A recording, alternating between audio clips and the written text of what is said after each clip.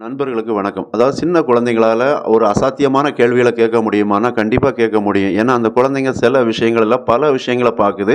அவங்களுக்கு அடிப்படையிலே அந்த உணர்வு அப்படிங்கிறது ரொம்பவே அதிகமா தான் இருக்கும். அப்ப இந்த இடத்துல வெண்பா வந்து விஜய், மல்லிய பார்த்து சில கேள்விகள் கேட்குறாங்க. அது வந்து ரொம்பவே அதிர்ச்சியாவும், ஆச்சரியமாவும் தான் இருக்கு. விஜயே ஒரு நிமிஷம் ஷாக் ஆகி தான் இருக்கிறாரு. அப்படி என்ன வெண்பா கேள்விய கேட்டாங்க அப்படின்னா, அதாவது விஜய் கிட்ட தான் கேட்குறாங்க. ரேணுகா வந்து என்ன பெத்த அம்மாவா இருந்தா, என்ன விட்டுட்டு போயிருக்க மாட்டாங்கல்ல, என்ன கூட்டிட்டு தானே போயிருக்கணும் அப்படிங்கிற ஒரு கேள்வி தான்.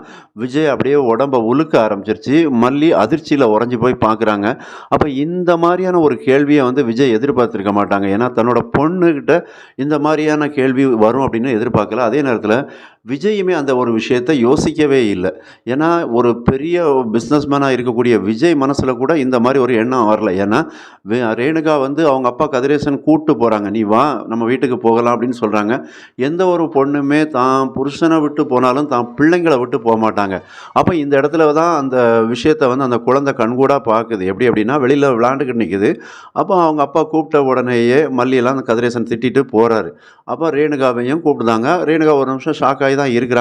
இருந்தாலும் அவங்க கூட போறாங்க. அப்ப வெளியில பார்த்தா வெண்பா நிக்கிறாங்க. அப்ப அந்த இடத்துல வந்து இந்த ரேணுகா என்ன செஞ்சிருக்கலாம், தன்னோட குழந்தைய வந்து "நான் உன்ன விட்டு போறேனம்மா, உன்ன எப்படி இனிமே நீ இந்த வீட்ல இருப்ப? நீ இல்லாம நான் எப்படிம்மா இருப்பேன்?"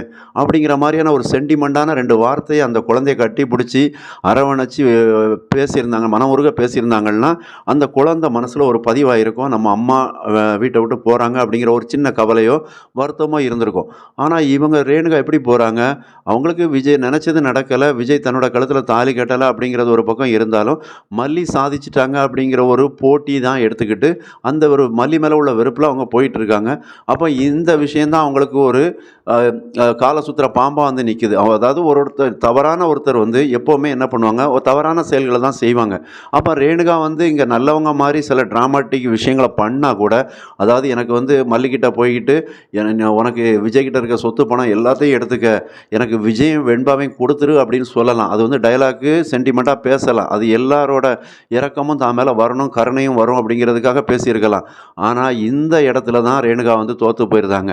எப்படி அப்படின்னா, "என்ன பெத்த அம்மாவா இருந்தா அப்படி விட்டுட்டு போயிருக்க மாட்டாங்க" அப்படின்னு அந்த குழந்தை விஜய பார்த்து கேட்குது. ஆனா, இதே இது மல்லியா இருந்திருந்தா, தான் வயித்துல சுமக்காத வெண்பா தான். ஆனா, அப்படி விட்டுட்டு போமாட்டாங்க. ஏன்னா, அவங்க நடுராத்திரியில 12 மணிக்கும் இந்த குழந்தைய பார்க்கறதுக்காக விஜய் வீட்டு முன்னாடி வந்து நின்னவங்க தான். அப்போ அவங்க எல்லாரும் தொரத்தி அடிச்சாங்க. "எத்தனை அவமானப்பட்டாலும் பரவால்ல, நான் வெண்பாவ மட்டும் பார்த்துட்டு போயிருந்தேன்" அப்படின்னு கண்ணீர் வடிச்சு நின்ன மல்லி எங்க? இந்த குழந்தைய கண்டுக்காம போற ரேணுகா எங்க? அப்படிங்கிற பெரிய கேள்வி வரத்தான் செய்யுது. அப்போ இந்த விஷயத்த பார்த்ததுக்கு அப்புறமாவது, இந்த கேள்விய வெண்பா கேட்டதுக்கு அப்புறமாவது விஜய் வந்து கொஞ்சம் யோசித்து பார்க்கணும். உண்மையிலே ரேணுகா வந்து அம்மா தானா? இல்ல மல்லி சொல்ற மாரி சுடர் தானா? அப்படிங்கிற ஒரு விஷயத்த கொஞ்சம் உட்கார்ந்து யோசித்தாருன்னா, அவருக்கு நெறைய உண்மைகள் புரிய வரும் அப்படிங்கிறது தான் தெரியுது. இதுக்கு இடையில அடுத்த அதிர்ச்சி வரப்போகுது அப்படிங்கிறது தெரியுது. மறக்காம சப்ஸ்கிரைப் பண்ணுங்க, கமெண்ட் பண்ணுங்க. நன்றி.